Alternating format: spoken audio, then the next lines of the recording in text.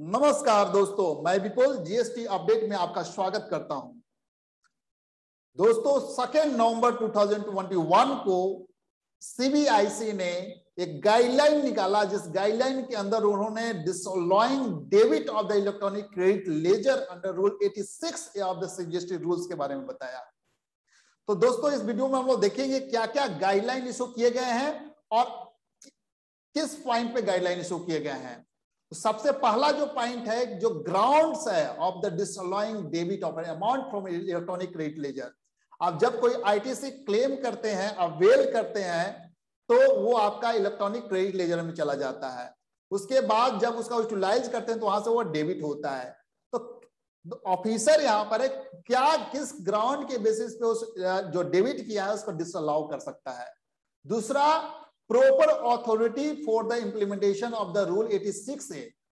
Rule 86A के अंदर proper authority कौन है, कितने मॉनेटरी लिमिट तक की किसकी अथॉरिटी बनती है। तीसरा, procedure for the disallowance of the debit of the electronic credit ledger of blocking credit under rule 86A। इसका प्रोसीजर क्या होगा डिसअलाउ करने का, और अगर कोई डिसअलाउड या रिस्ट्रिक्टेड हो गया है तो उसको डेबिट को अलाउ करने का फिर क्या किस बेसिस पे वो अलाउ होगा। तो ये इसके बारे में एक गाइडलाइन इशू किया गया है। आइए देखते हैं सबसे पहले reason for the issuing the guideline. देखिए दोस्तों, रूल 86A ऑफ जो सीजीएसटी रूल है वो सर्कमस्टांसेस प्रोवाइड करता है जिसके अंदर कमिश्नर या कोई भी ऑफिसर ऑथराइज बाय हिम, क्या उस पर रीजनेबल बिलीफ है कि जो इनपुट टैक्स क्रेडिट का जो इलेक्ट्रॉनिक क्रेडिट लेजर में है वो क्रेडिट जो लिया गया है वो फ्रॉडुलेंटली अवेल किया गया है या इनएलिजिबल है, and it should not allow debit of an amount equivalent to such credit in the electronic credit ledger. दोस्तों, doubt have been raised by the field formation on the various issues pertaining to the disallowing debit of the input tax credit from the electronic credit ledger। बहुत से high court ने भी इस पे passage दिया कि इस रूल को इन्वोक करने के लिए गाइडलाइन होना चाहिए। इसको देखते हुए सीबीआईसी ने 2 नवंबर 2021 को एक गाइडलाइन इशू किया for the exercising the power under the rule 86A of the rules. सबसे पहले हम इस रूल को ओवरव्यू करेंगे थोड़ा फास्ट में, फिर बाद हम लोग गाइडलाइन पर हम लोग चर्चा करेंगे।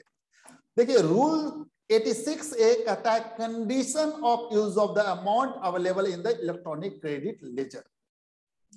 दोस्तों, सब रूल 1 यहां पर कमिश्नर या officer authorise by him in this behalf not below the rank of the assistant commissioner having reason to believe that credit of input tax available in the electronic credit ledger has been fraudulently availed or ineligible. First, credit of input tax has been availed on the basis of tax invoice or debit note first issued by the registered person who is found non-existence। non-existence है या फिर कोई जिस place से registration किया गया है वहां पर कोई बिजनेस अगर नहीं करता है, या फिर without receipt of the goods और सर्विसेज और both in that case. And second, credit of input tax avail on the basis of the tax invoice और debit note prescribed under rule. Tax charge जो है उसमें invoice या debit note में उसको government को पेड नहीं किया है। एंड तीसरा, रजिस्टर्ड पर्सन जो अवेल कर रहा है credit of input tax found non existence, या फिर उस प्लेस से जहां पर रजिस्ट्रेशन लिया गया है वहां पे बिजनेस कंडक्ट नहीं कर रहा है। And D is not in possession of the tax invoice और debit note in may for reason to be recorded in writing not allowed debit of the amount equivalent to such credit in electronic credit ledger for discharge of any liability under rule section 49 or claim of any refund of any unutilized amount। दोस्तों, यहां पर देखिए ये procedure है, procedure rule में ये procedure दिया हुआ है। और इसके जो प्रैक्टिकली कैसे इस प्रोसीजर को एक्सरसाइज किया जाए, कैसे प्रॉपर ऑफिसर इसको एक्सरसाइज करे, क्या गाइडलाइन फॉलो करे, इसके रिगार्डिंग गाइडलाइन इशू किए गए हैं। तो सबसे पहले देखते हैं कि यहां पर ground for disallowing debit of an amount from electronic credit ledger, क्या किस ग्राउंड के बेस पे डिसअलाउ होगा debit of the amount from electronic credit laser.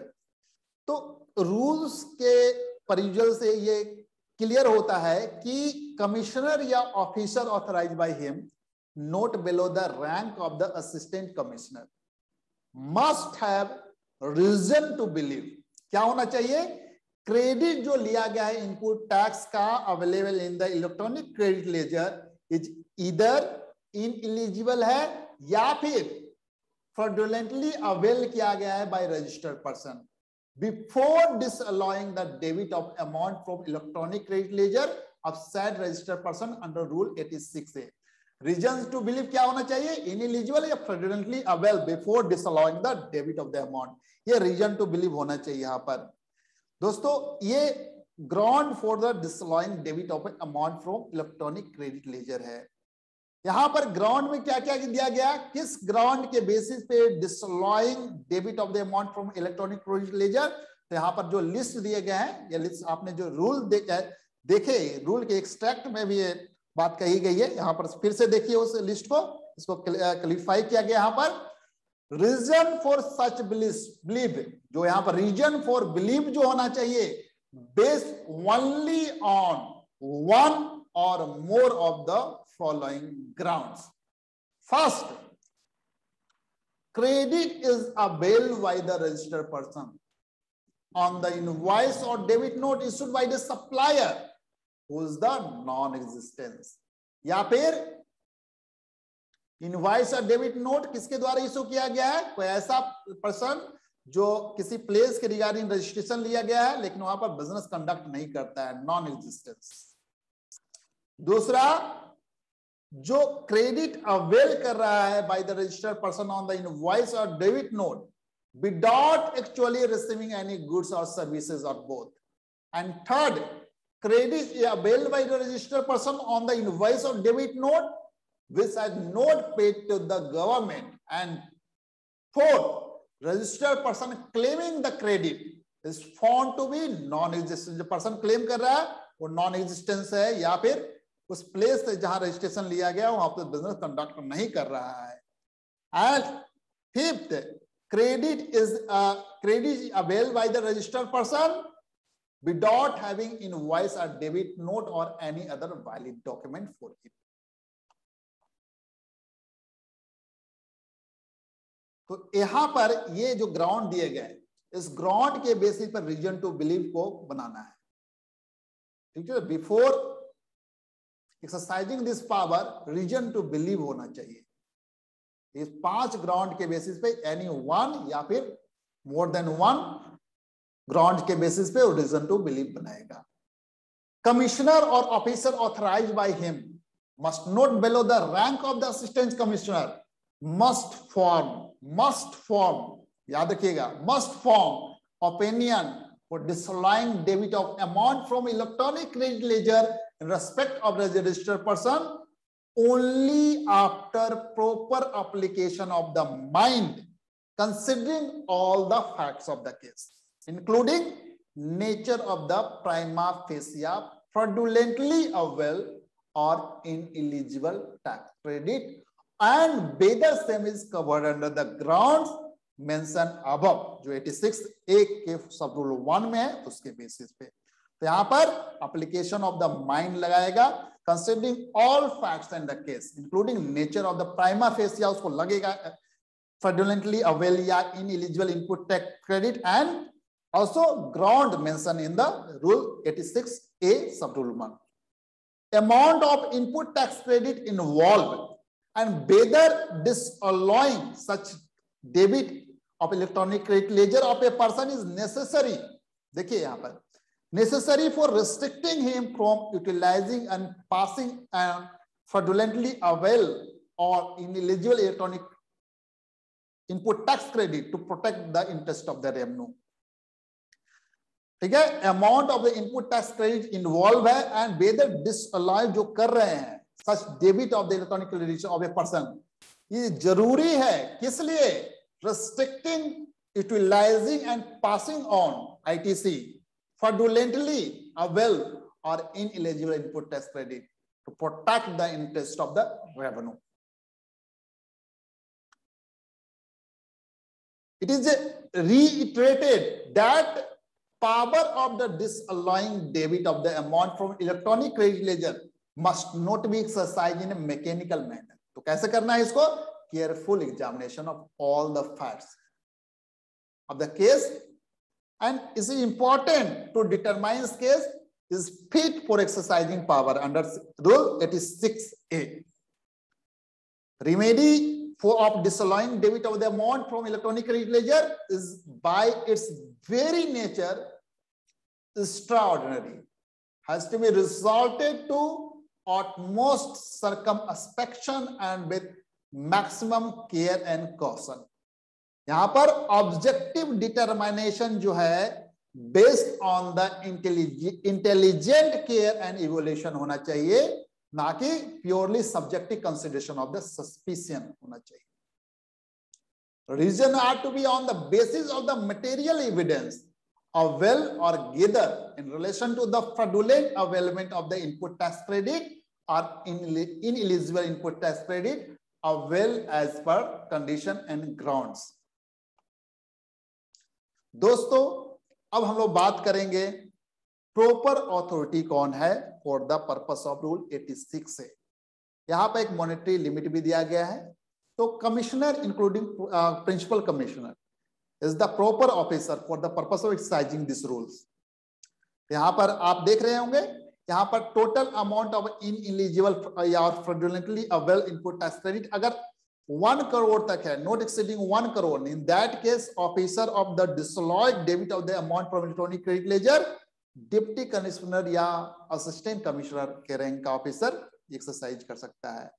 अब ₹1 crore but below exceeding 5 crore, 1 crore से ऊपर और 5 करोड़ तक, उस केस में एडिशनल कमिश्नर या ज्वाइंट कमिश्नर कर सकता है. 5 करोड़ से ऊपर के केस में प्रिंसिपल कमिश्नर या कमिश्नर कर सकता है. दोस्तों यहां पर एडिशनल डायरेक्टर जनरल या principal additional director general of the DGI जो है वो सेम रैंक के जो है equivalent rank of the officer, वो भी इसके अंदर आ जाते हैं. अगर जहां पर ऑडिट, डिपार्टमेंटल ऑडिट अगर लगा हुआ है सेक्शन 65 या 66 ऑफ द सीजीसी रूल के अंदर, तो notice that any input tax credit has been fraudulently avail और ineligible as per the grounds.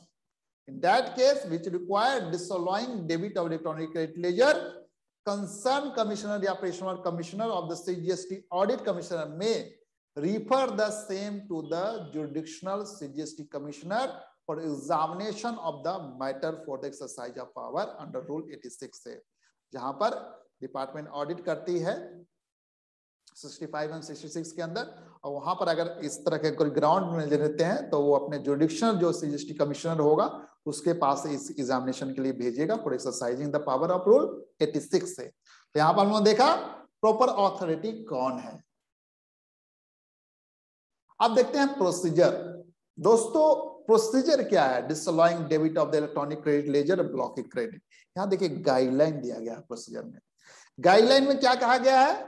Amount of the fraudulently avail या ineligible input tax credit avail by the registered person as per the grounds जो दिया हुआ है सब rule 1 of rule 86 से shall be prima facie ascertained based on the material evidence available or gather on the record.